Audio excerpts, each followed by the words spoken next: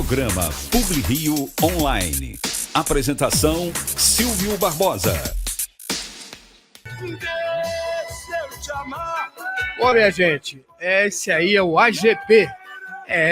O AGP eu tenho uma história curiosa para contar para vocês. A gente está falando que hoje é um programa em homenagem ao nosso querido Haroldo de Andrade, né?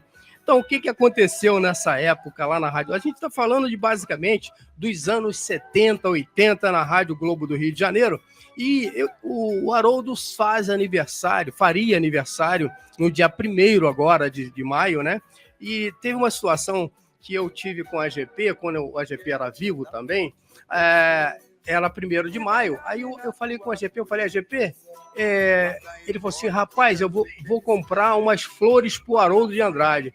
Eu falei, AGP, eu estava na casa dele lá na Barra da Tijuca, eu falei, AGP, você, ao invés de comprar e de sair da tua casa para ir comprar essas flores, por que você não pega e liga para a Camélia e pede para levar para você uma flor maravilhosa para o Haroldo? Ele falou, Silvinho, o AGP falando para mim, Silvinho, eu quero comprar uma flor, mas eu quero escolher a flor. Eu quero escolher a flor, porque essa flor eu vou dar para ele com todo carinho. Porque ele tinha um amor pelo Haroldo de Andrade, muito assim, um carinho muito grande, porque o Haroldo ajudou muito o AGP no início da carreira. A gente está falando basicamente, gente, de 1970, 80, não lembro, não preciso agora.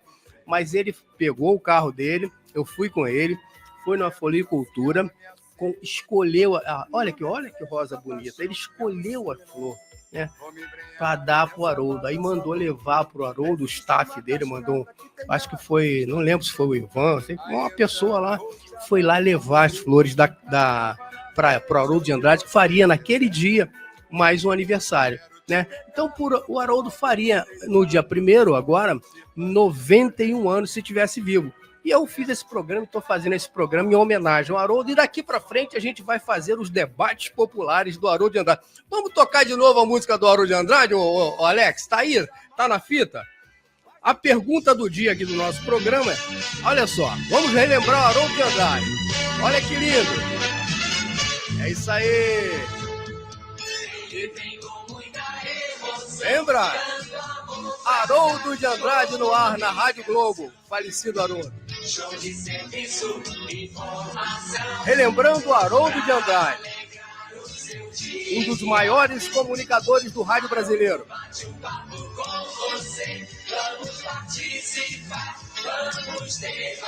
Isso!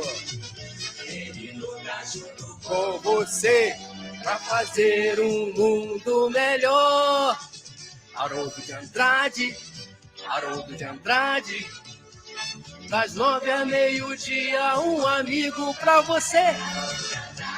Isso!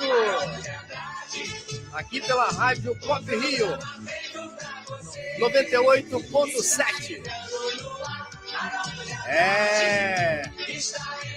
Aí ele chamava o filho dele, que era o Haroldinho. Agora aqui é o Wilson. Vamos ver. É isso aí. Bom, minha gente, eu estou trazendo aqui, peço para o Alex abrir para mim, por favor, os meus convidados para os debates populares. Eu quero trazer logo uma pessoa que trabalhou efetivamente com o Haroldo de Andrade. Quero trazer o psicólogo Dr. Luiz Einbinder. Ele está na linha e vai falar com a gente aqui.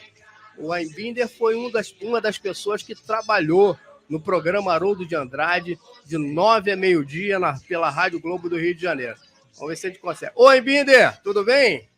Tudo bem. Meus parabéns pelo novo formato.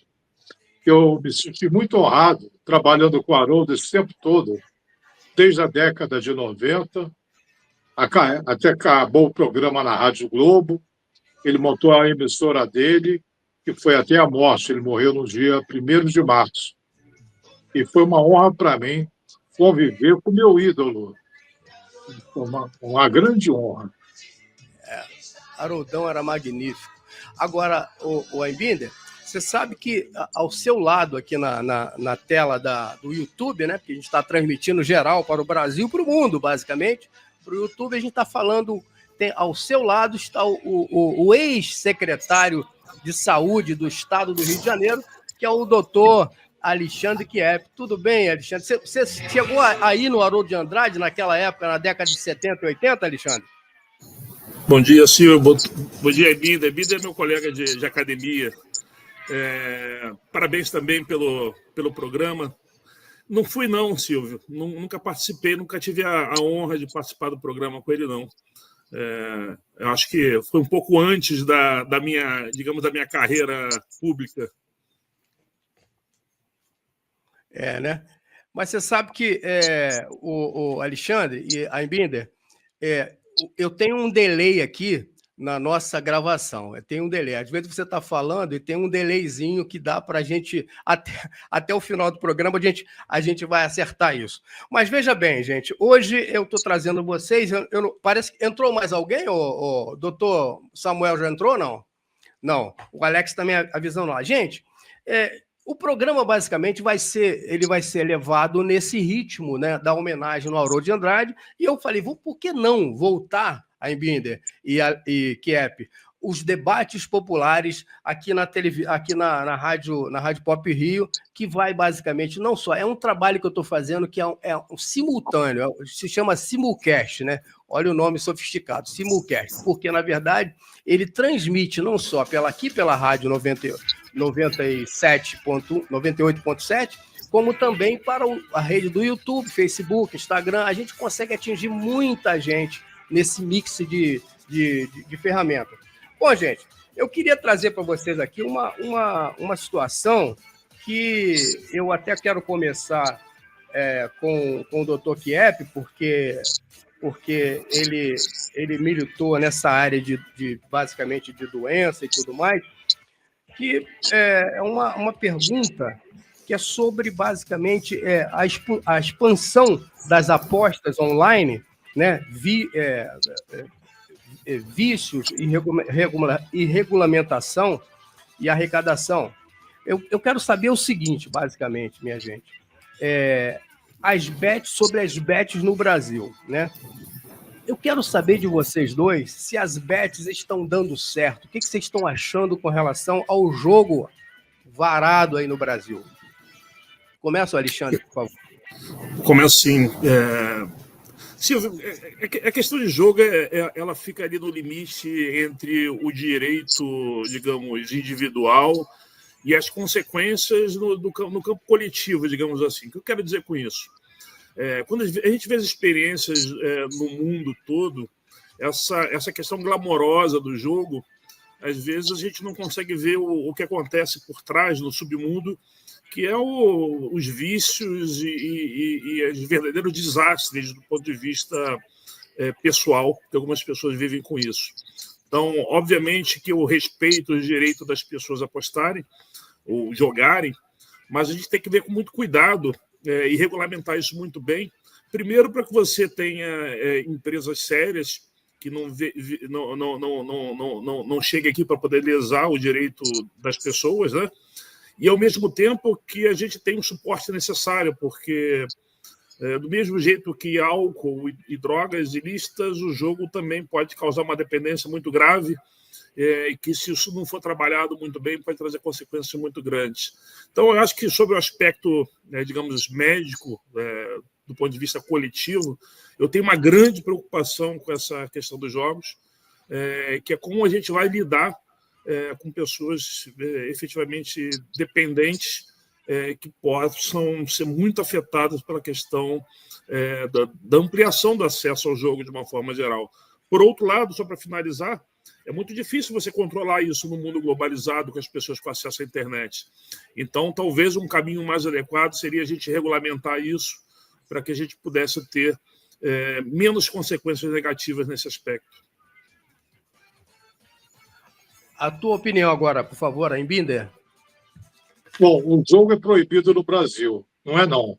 O cassino é proibido, o jogo está livre há muito tempo, né? Você joga em qualquer coisa. Quanto aos apostadores, tem duas categorias principais. Primeiro, aqueles que o Alexandre mencionou, que são compulsivos. Eles vão apostar em qualquer coisa, até em cuspe à distância, eles são capazes de apostar. Corrida de cavalo, agora tem quantos cartões amarelos são distribuídos no jogo, etc. São pessoas compulsivas, estão viciadas naquela adrenalina. A outra categoria, que eu acho que é a mais prejudicada, é aquela da pessoa necessitada que vê aqueles prêmios na televisão como sendo a salvação da lavoura. Então, ela vai apostar o pouco que tem, ou que nem tem para apostar, aposta na esperança de Papai Noel dar aquele montão de carro, moto, casa própria.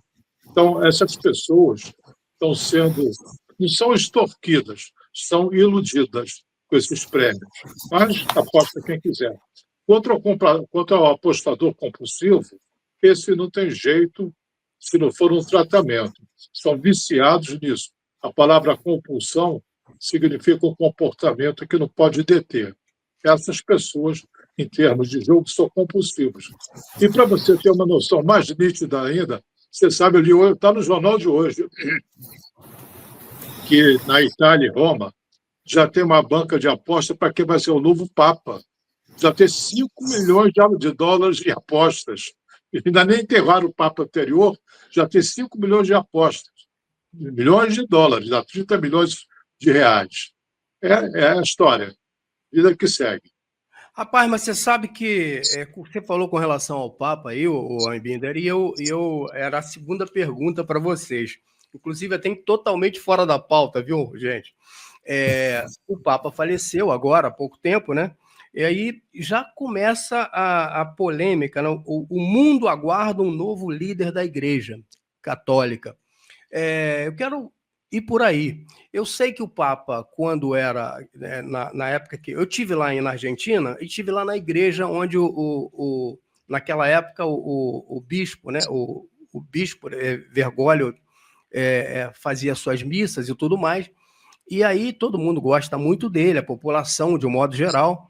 Mas ele, na época que ele foi Papa, ele não foi nenhuma vez na Argentina como Papa, que ele disse que poderiam politizar, né, a ida dele até lá. E parece que ele era totalmente contra o governo atual, né? Ele tinha uma linha, né, especificamente, diziam que ele era de esquerda e tudo mais, conservador, aquela história toda.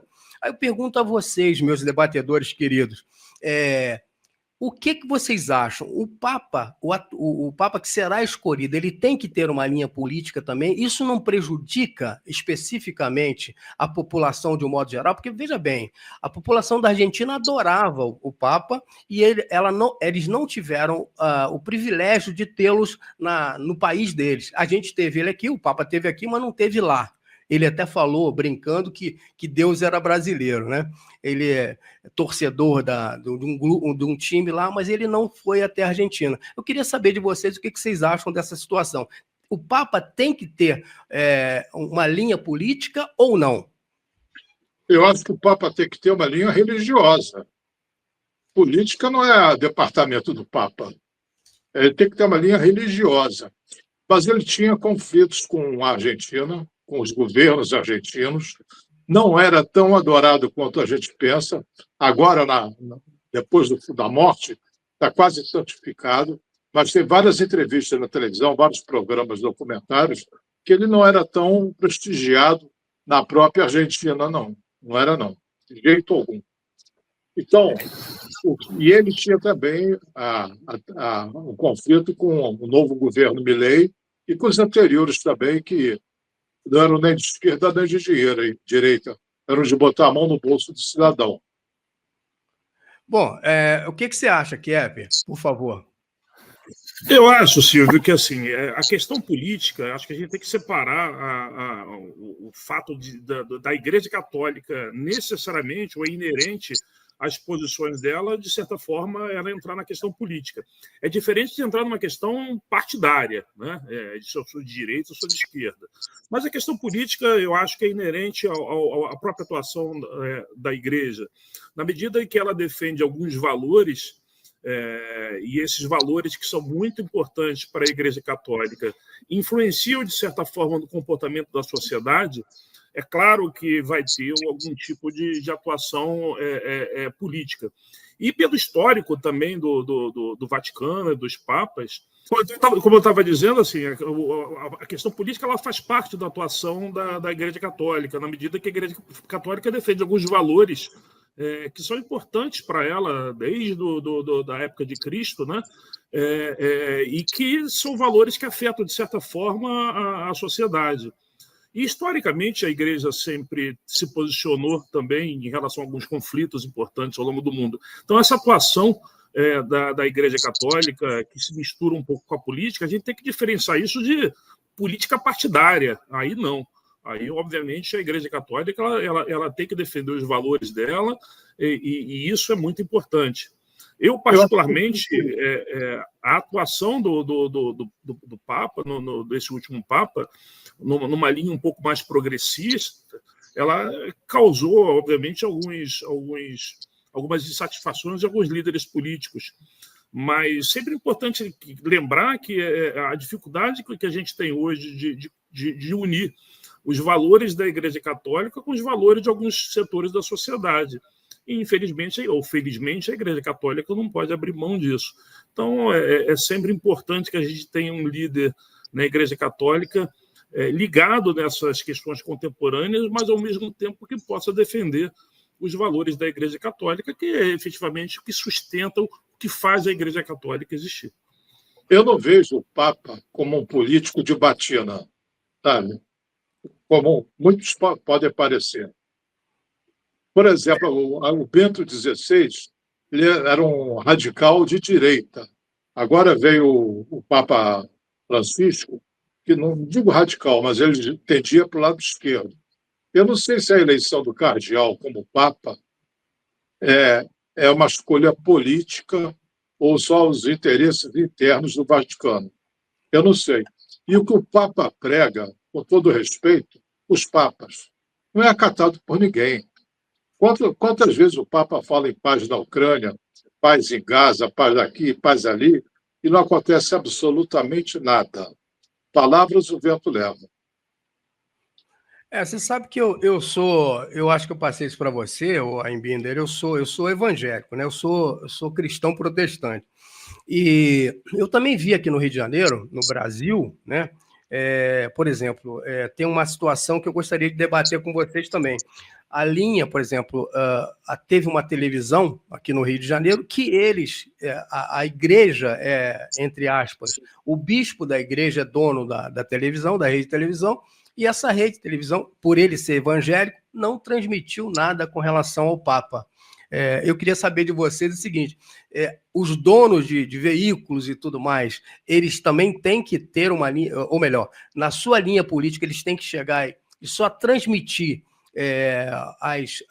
os eventos, ou as situações, as coisas que sejam em harmonia com aquela igreja ou com aquele líder político. O que vocês têm a me dizer disso?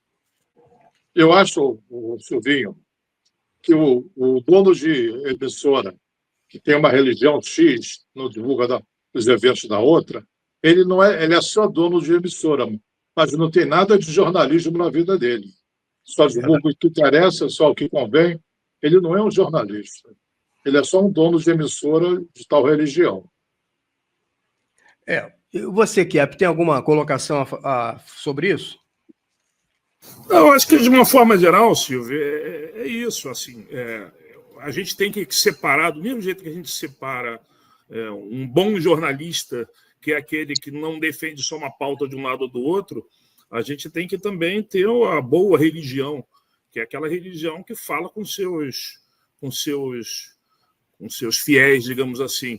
Mas eu sempre acho que, seja na Igreja Católica, seja na Igreja Evangélica, seja em qualquer outra igreja, nós vamos ter que... É inerente à questão da atuação política, até para que elas possam, de certa forma, sobreviver.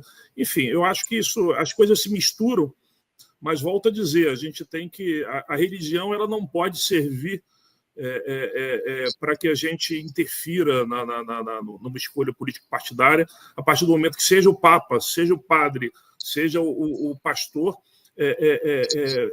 tenta influenciar a decisão dos seus fiéis. Entendeu? Eu acho que, de forma geral, é isso. Agora, gente, olha só, vamos trazer para cá, para a nossa cidade, para o nosso Rio de Janeiro, né? Essa semana, assim, ou melhor, esse mês foi aprovado a Guarda Municipal Armada. Eu pergunto a você, Guarda Municipal Armada, sim ou não? Quais são os limites, Aimbinder, e risco de ampliar o armamento urbano, principalmente com a Guarda Municipal? Risco nenhum. Por exemplo, por que a Polícia Militar pode andar armada e a Guarda Municipal não pode ser treinada para isso? Qual é o risco? É mais uma autoridade a serviço da população. O fato de estar armada não é o problema que a polícia ou a guarda esteja armada.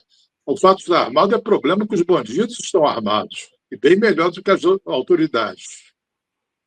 Certo, certo. E você Kiep, por favor. Eu acho, Silvio, eu fico no meio do caminho nessa história. Eu acho que a gente tem que regulamentar bem qual é o tipo de guarda municipal que eventualmente vai andar armada. É importante separar a guarda municipal de um município de 15, 20 mil habitantes da guarda municipal de São Paulo, ou do Rio de Janeiro, ou de alguns municípios da Baixada Fluminense, por exemplo, uma população muito grande. É preciso definir muito bem os limites da atuação da Guarda Municipal para que eles não se confundam com as forças de segurança hoje existentes. É preciso que se garanta um treinamento adequado dessa Guarda Municipal para que a gente não tenha consequências mais negativas do que positivas desse policial, desse Guarda Municipal armado.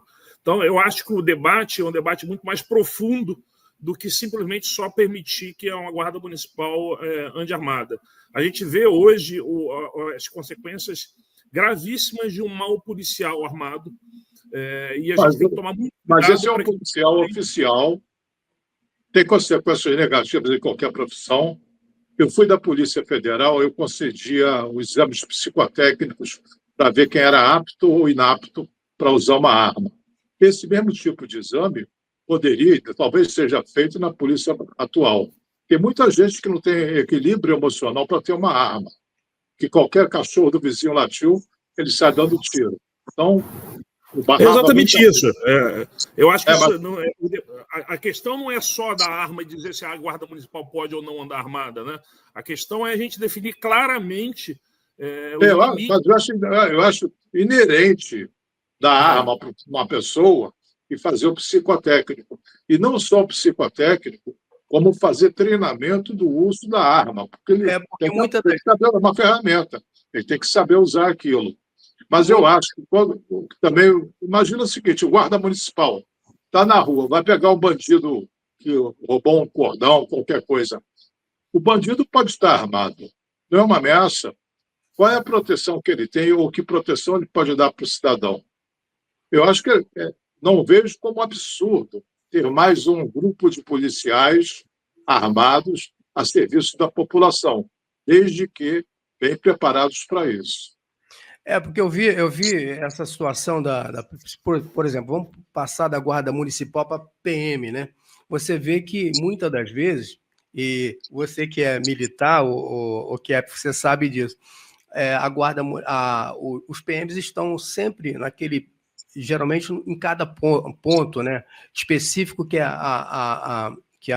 os seus oficiais mandam eles ficarem, e eles, muitas das vezes, não fizeram treinamento nenhum com armas, né? Por exemplo, o meu enteado é da Marinha, ele foi fazer um curso nos Estados Unidos, lá em Chicago, e chegou lá, ele falou, Silvio, o que eu mais fiz foi dar tiro. Eu nunca dei tanto tiro lá, treinando lá na Marinha Americana, do que aqui no Brasil. No Brasil, parece até que falta munição para eles treinarem. Então, como você está falando, Aimbinder, eu acho que tem tudo a ver, você tem que ser bem preparado para isso, e psicológica também, Kiep. O que você acha?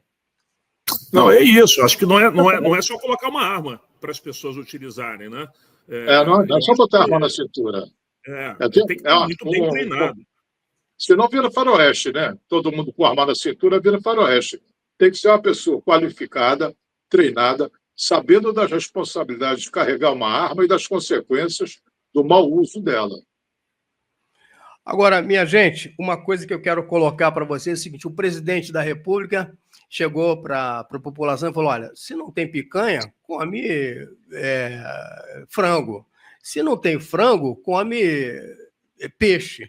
E agora, alta do ovo, alta do arroz, leite e os fatores econômicos envolvidos nisso. Eu quero saber de vocês o seguinte: o aumento nos preços dos alimentos, por que esse aumento excessivo dos alimentos atualmente?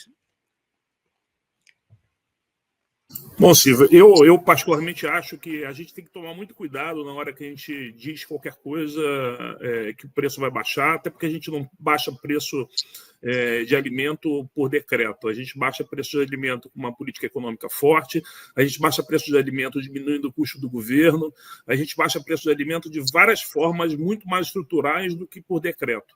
É claro que a gente pode baixar impostos de alguns alimentos que são alimentos importantes para a população, mas o que vai garantir uma sustentação dessa baixa de preços são questões que a gente tem que fazer do ponto de vista econômico, principalmente. E tomar muito cuidado, que algumas outras questões são muito sazonais. Aumento de consumo por alguns países, ou baixa produção por fatores climáticos, enfim. Isso tudo acontece e aí um preço de um alimento vai aumentar, o outro vai cair, mas no longo prazo, o que vai garantir que a gente tenha menores preços de alimentos é um controle adequado da inflação, e para isso a gente tem que controlar gastos do governo e a gente não pode gastar de forma desenfreada. Eu acredito que fatores multifatoriais, como o Alexandre disse, muito bem. Por exemplo, o preço do ovo aumentou. Você lembra? Passava a Kombi do ovo, era 30 ovos, 10 reais, alguma coisa assim, há pouco tempo, né? Acontecia isso. Hoje o ovo vem em carro forte, tão caro que ficou. Qual foi a razão de ter ficado caro? Gripe aviária nos Estados Unidos. Tiveram que sacrificar milhares de galinhas, então diminuiu a produção de ovo lá, aumentou a procura, aumentou a exportação, influenciou o preço. As questões climáticas também atrapalham as colheitas e fazem com que o preço aumente. Agora, o que pega mal é prometer picanha e não entregar. Não só a picanha que foi prometida, mas muita coisa que foi prometida não foi entregue. Isso é que pega mal. É isso aí. Agora, gente, vamos passar aqui para a tecnologia de trabalho atual, né? A inteligência artificial, na opinião de vocês, meus dois debatedores, é ameaça ou é solução? Está todo mundo correndo para a inteligência artificial. É ameaça ou solução, na opinião de vocês? Pode começar. Quer que eu comece, Binder? Eu começo ou você começa? Você, primeiros barbudetos.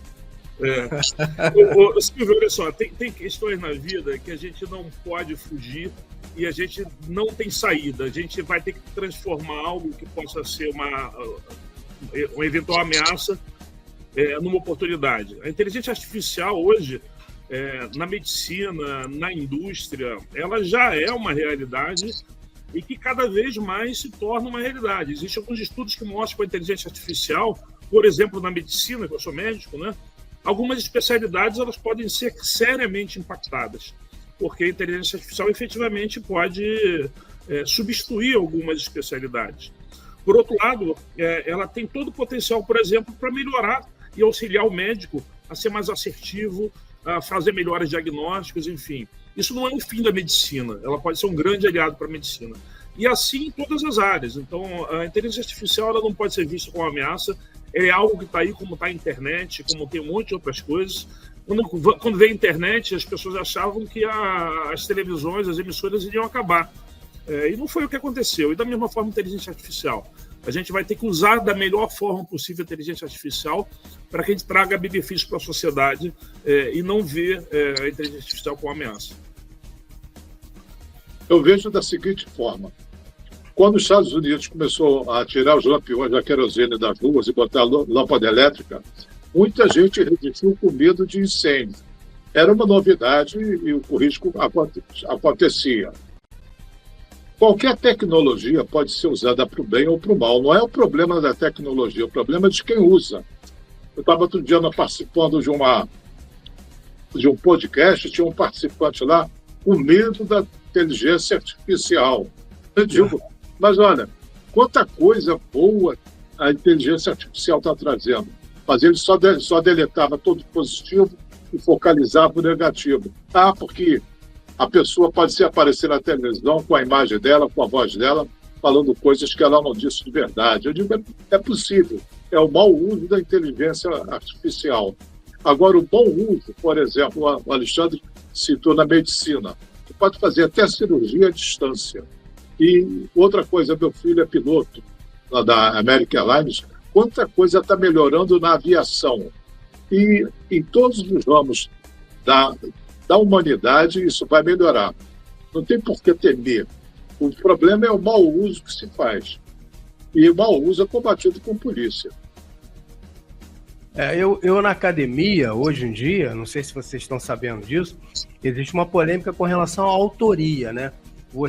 Quando você usa a inteligência artificial para fazer algum texto e tudo mais, se essa autoria é de quem? É tua e da inteligência artificial? Porque, na verdade, Binder, você quando usa a inteligência artificial, você cria uns prompts, né? As perguntas que a inteligência artificial vai te responder. Então, você alimenta o GPT, por exemplo, você alimenta o GPT falando, o Binder, ele é bonito, ele é flamenguista, usa camisa, mas só que ele gosta de ir ao jogo do Botafogo, porque ele acha que é um time melhor e tudo mais. Então você alimenta a inteligência artificial para te dar um resultado daquilo ali. Quer dizer, eu perguntaria a vocês dois, é uma coautoria ou é uma autoria especificamente de quem está colocando as informações ali naquela máquina? O que você acha, Kiep? A grande dificuldade, eu tenderia a te dizer inicialmente que é uma coautoria. A grande dificuldade é você conseguir identificar, porque assim, a inteligência artificial é alimentada a cada dia com mais informações e mais informações. Tanto que, na medida que o tempo vai passando, a tendência é que a inteligência artificial de determinado tema ela se aprofunde cada vez mais e ter respostas muito mais assertivas. E aí, a partir disso, é muito difícil você identificar quem são os coautores, né? Que às vezes são milhares, milhões de coautores. Eu lembro da aplicação da inteligência artificial, por exemplo, para diagnóstico. O que ela faz? Ela pega aquela imagem e, a partir de milhares e milhares e milhares de diagnósticos, alguns corretos e incorretos, ela chega a um algoritmo que te mostra, não, essa imagem corresponde a tal tipo de doença. Mas aquilo dali está relacionado a centenas e centenas de milhares de informações analisadas de milhões de pessoas, né? Então, a grande dificuldade da inteligência artificial é você identificar quem são os coautores, né? Talvez os coautores sejam tanta gente. Quais são as fontes seguras? Oi? Quais são as fontes seguras, no caso, né? Pois é, e quais são as fontes seguras também? A gente, hoje, na inteligência artificial, a gente nem identifica a fonte, né? Ela vai aprendendo... A respeito disso, eu tenho uma colega que é professora de psicologia numa universidade aqui do Rio de Janeiro. Ela disse que os trabalhos que ela passa para os alunos, alguns vêm tipicamente com inteligência artificial respondendo. Eu falei, como é que você sabe? Ela disse que já tem um site que identifica que é de inteligência artificial. Você vê, o site é dedo duro. Então, ela dá 0 no aluno que transcreveu só, copiou e colou a resposta da inteligência artificial. Então, eu ouvi um professor lá no debate da Rádio Tupi, ele falando que ele usa, inclusive da minha universidade, né, a universidade que eu sou, estou entrando agora fazendo pós-doc lá, então, eles dizendo o seguinte, que ele usa muito a inteligência artificial dentro da sala de aula. Eu acho que a gente tem que ter é uma linha tênue, né, Binder? A gente tem que saber como é que a gente pode utilizar aquilo ali, porque o grande problema hoje em dia, Binder, é que o ensino, de um modo geral, ele está muito muquirana. Desculpe falar dessa forma chula, ele está muito muquirana, porque, na verdade, os professores, muitas das vezes, eles não têm Você vê que tem professor dando aula, por exemplo, de comunicação, que nunca viu comunicação, nunca entrou numa redação, nunca foi numa agência de propaganda e tudo mais. Então, quer dizer, são coisas que acontecem que não deveria acontecer. E aí você forma um grupo de pessoas. Primeiro que para você chamar a atenção de um aluno para que ele participe da aula efetivamente já é um pouco difícil hoje em dia, dependendo da idade. Eu estou falando isso porque eu sou egresso da Universidade da Estácio de Sá, já dei aula na Unigran Rio, já dei aula na USU. Então eu vejo que a gente tem que tentar mostrar para os alunos, fazer com que eles se interessem efetivamente pela aula. Então, eu acho que a inteligência artificial ajuda a eles fazerem trabalhos e tudo mais, mas você tem que pegar esses trabalhos que eles fazem em casa via inteligência artificial, trazer para a sala de aula e debater e fazer com que aquilo ali entre na cabeça deles efetivamente. Porque o grande problema é o cara pegar do computador, dar para o professor e nem leu aquele troço. Eu tinha um trabalho lá que eu aprendi no meu mestrado, se chamava GVGO, Grupo de Observação e Grupo de Verbalização, entendeu? Esse eu aprendi lá com a professora Simonetti. Era uma coisa que eu botava os alunos, dava um texto para os alunos, né? Geralmente eu dava uma lauda e meia, para eles não lerem muito, ou 2 laudas. Aí dividia os grupos, né, 10 pessoas de cada lado, e a gente discutia, enquanto um falava, explanava sobre o texto, o outro observava, né? Aí depois fazia vice-versa. Então eles estudavam, recebiam notas e participavam, e efetivamente ficava alguma coisa na cabeça deles. Você está entendendo? Então acho que é nesse viés aí que entra a inteligência artificial. O que vocês acham?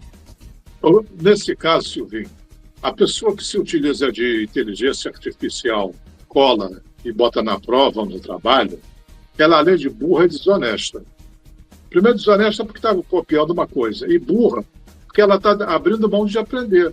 Se ela pesquisar, estudar, e a ferramenta só for um apoio, tudo bem, mas ela não aprende nada fazendo isso. Por isso que é burra e desonesta. E você, o Kiep? Eu acho que como sempre, e a gente falou isso em praticamente todos os temas, né? O grande problema é o mau uso, né? Então, a partir do momento que você utiliza a inteligência artificial para poder burlar algumas regras, como, por exemplo, uma prova, é muito ruim. Por outro lado, as instituições de ensino vão ter que começar a utilizar a inteligência artificial como ferramenta também no seu aprendizado, porque é inerente isso. De todas as profissões, vai ser inerente a todas as profissões no futuro, você utilizar a inteligência artificial. Eu, como médico, por exemplo, por que não utilizar a inteligência artificial para poder melhorar o meu diagnóstico das pessoas? Isso não é prescindir do médico, mas saber utilizar ela. Mas para isso, até para utilizar, você tem que saber fazer as perguntas corretas. E para isso você tem que aprender e você... Resumindo, as instituições de ensino têm que começar a utilizar essas ferramentas também no seu dia a dia. Não dá para deter o progresso, né? Muita gente quer ficar na zona de conforto, que eu chamo de zona de acomodação, não quer se atualizar. Essas pessoas estão virando dinossauros. Quantas profissões já acabaram e as pessoas ainda insistem? Eu quero ser ascensorista. Antigamente tinha que ter a carteira de ascensorista, feito carteira de motorista. Agora é só apertar um botão. Eu quero ser cobrador de ônibus. Não precisa mais ter cartão. Quantas pessoas, arquivista, datilógrafo, estenógrafo, essas profissões acabaram. E essas pessoas viraram dinossauros. Verdade.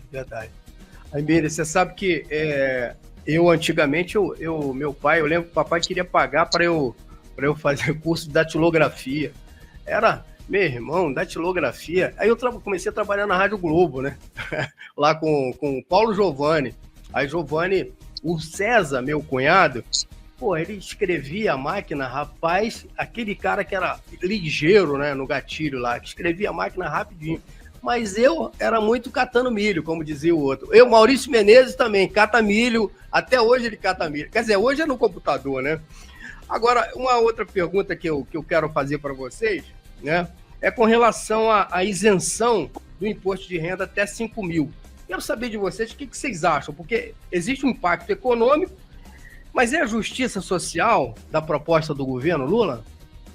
É viável ou não isso? Kiep? Ô, Silvio, eu acho o seguinte, tem que se fazer conta, né? Se me perguntar qual seria o ideal, que ninguém pagasse imposto de renda nenhum. 5 mil, 10 mil, 20 mil, 50 mil, enfim. Só que, obviamente, o Estado precisa funcionar e o Estado custa caro, né? Então, o que eu não sei te dizer se 5 mil é o adequado ou não. O que eu sei te dizer é o seguinte, a gente tem que ter muita responsabilidade na hora que a gente define uma faixa de isenção, porque a gente fica entre a justiça social e, eventualmente, os gastos governamentais, que se isso não for muito bem alinhado, pouco adianta, porque a gente vai ter impacto inflacionário muito grande. A inflação vai aumentar.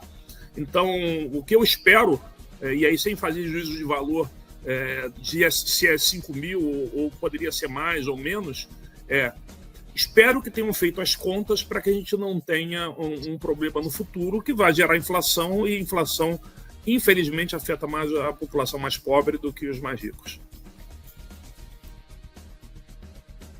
Eu lembro, Kiep, que quando eu fui aos Estados Unidos, e vou agora de novo, em Binder, que todo o produto que você comprava nos Estados Unidos, seja um café, uma bala, não sei o que, você pagava 10%. Estava ali os 10% do governo. E acabou, não tinha outro erro. O governo recolhia aquele valor, mas ele recolhia. E aqui eu acho que tem muita... Meu irmão, tu vai me pagar com nota ou sem nota? E aí, Embinda, o que você acha?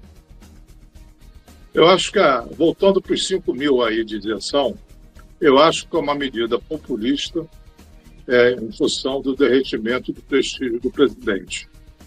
Porque, tá bom, vamos isentar, é meritório nesse aspecto. Da onde que virá a renda para suprir isso? Como é que vai tapar esse buraco que vai surgir? Não deram a solução. Alguém deu alguma solução? Não. Vamos abrir mão do imposto de quem ganha até 5 mil reais. Tudo bom, tudo bonitinho. E essa falta de dinheiro, como é que fica resolvida? Não fica. Fica esperando a população votar no presidente outra vez. Nada contra, só que tem que explicar como é que vai suprir esse déficit. E a dívida pública é cada vez maior, mais assombrosa, e várias vezes o PIB brasileiro. Agora, eu quero saber de vocês o seguinte, aquela primeira-dama lá do Peru veio para o Brasil com o avião da FAB, né? A FAB mandou buscar lá. Me parece que tem um acordo entre o Peru e o Brasil que, quando uma pessoa precisar, que quer ser exilado aqui, pode ser, segundo esse acordo que tem já, acho que de 1955 ou 57.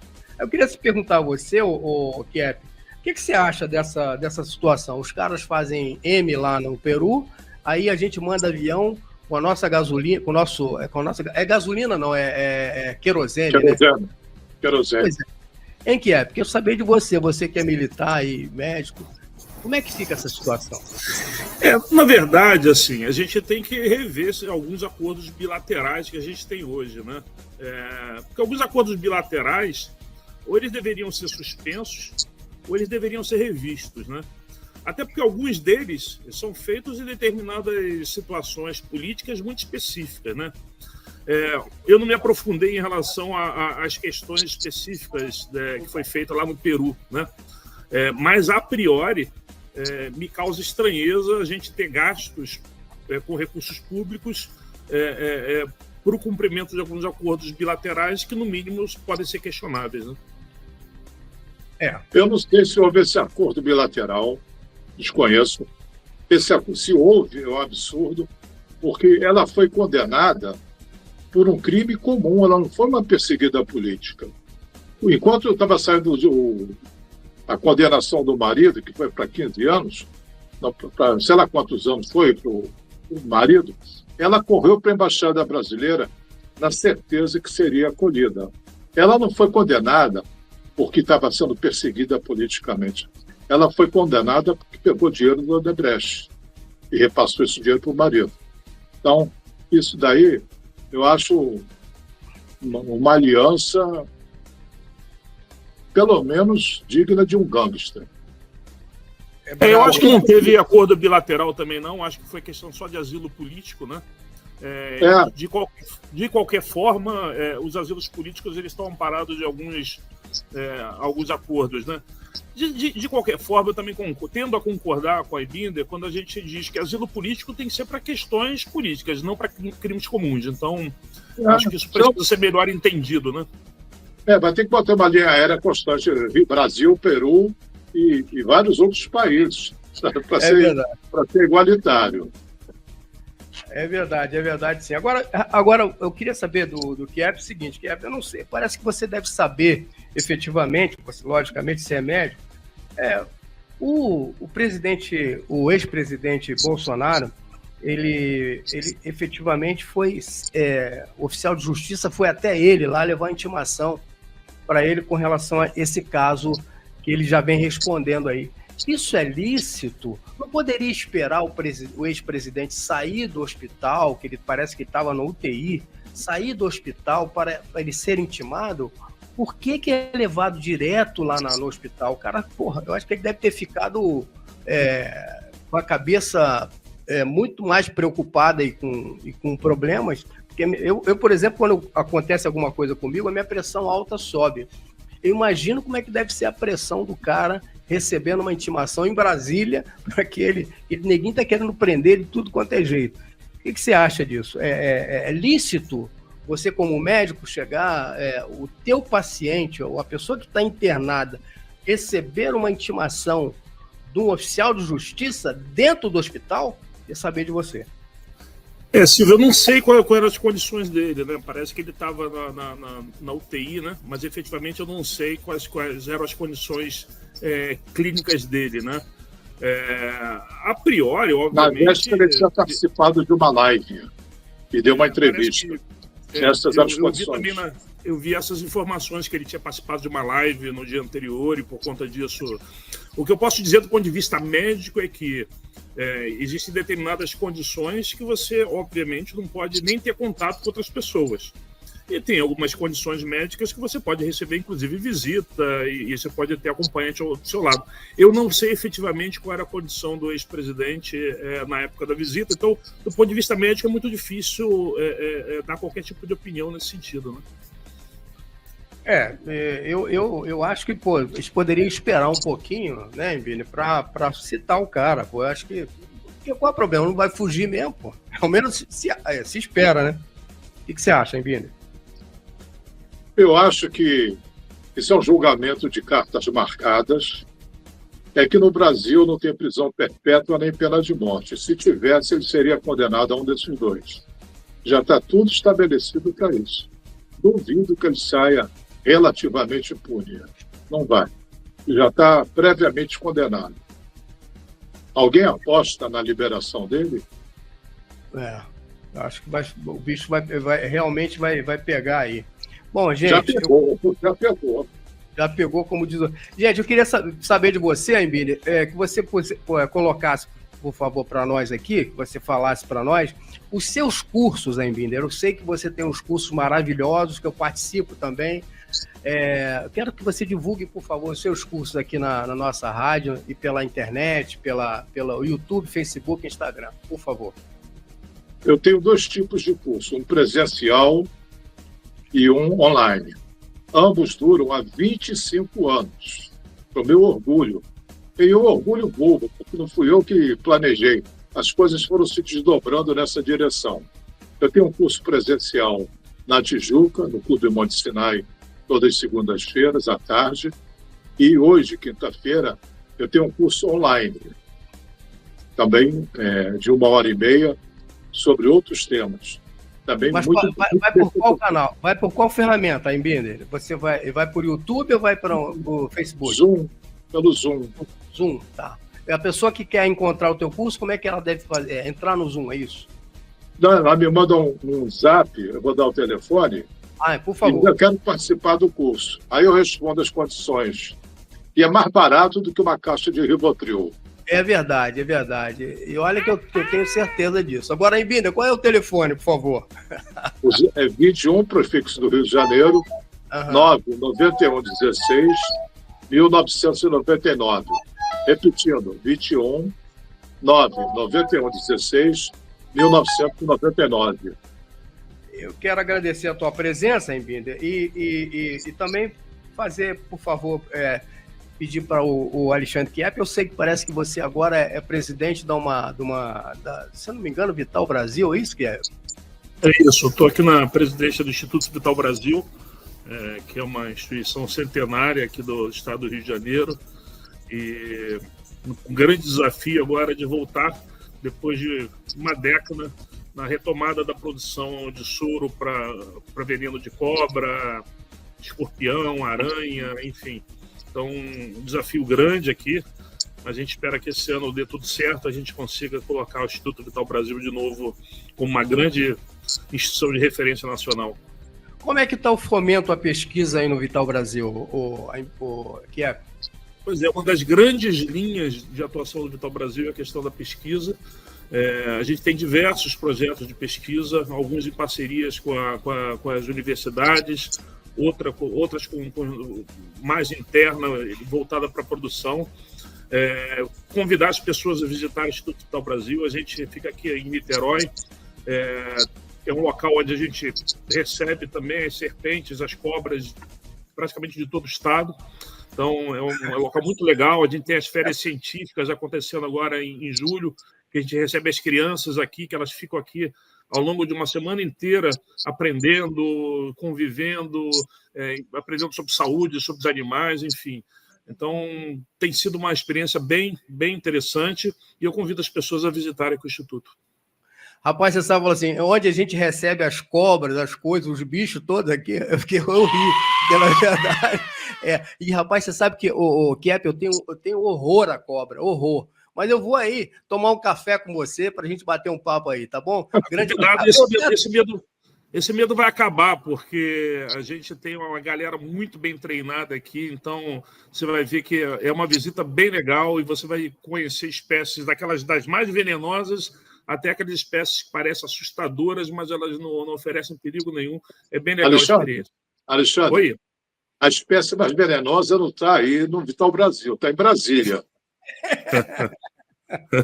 Agora, Kiep, uma coisa que eu quero pedir até aos deputados federais, né, estaduais também, e até os vereadores, porque tem os valores, na verdade, tem os valores das emendas, que eles podem chegar e ajudar um instituto. Está aí, ó. Por que você, deputado federal ou estadual, eu vou gravar o programa, você já está convidado, Kiep, para participar. Vou gravar o meu programa de televisão e você está convidado, mas eu vou pedir a esses deputados, quando eu falo com eles, para eles pegarem um valor de uma emenda dessa e mandar para você aí no Vital Brasil. Para você não, para o Instituto, né?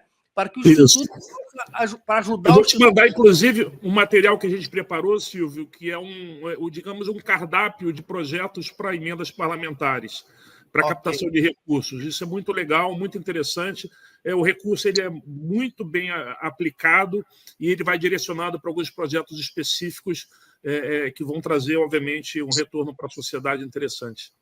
E é vantagem, porque o cara vai investir no Instituto Vital Brasil, né, nas cobras e lagartos, e não vai ser preso lá na frente, porque, de repente, tem gente que pega o dinheiro Dizem, né? Tem gente que pega o dinheiro das emendas e faz outras coisas, vai comprar não sei o quê e tudo mais. Não sei se você está sabendo disso, né, Emílio?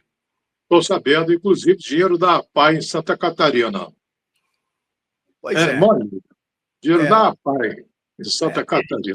É terrível. Eu quero agradecer a presença de vocês dois aqui e já convidá-los para uma próxima e a gente vai se falando aí. Agora, o programa Debate Popular do Haroldo de Andrade, agora, na verdade, eu estou assumindo aqui, né, humildemente, o título, porque Chacrinha diz que nada se cria, tudo se copia, né? Então, eu estou assumindo esse título humildemente do programa Haroldo de Andrade. Muito obrigado a vocês. Valeu!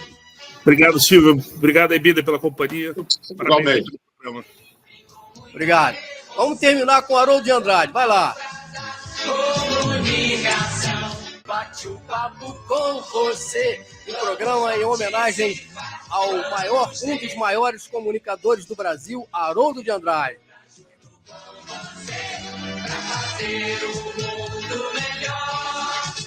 Haroldo de Andrade, Haroldo de Andrade. Das 9 ao meio-dia, um amigo pra você. Haroldo de Andrade, um programa feito pra você. É isso aí. Semana que vem, outro programa, debates populares aqui. Um abraço a vocês, muito obrigado pela participação. Espero que na semana que vem que eu mereça a audiência de vocês para participar aqui do nosso programa. E daqui para frente vai ser assim. Grande abraço para você, muito obrigado e até uma outra oportunidade. Até a semana que vem. Um abraço.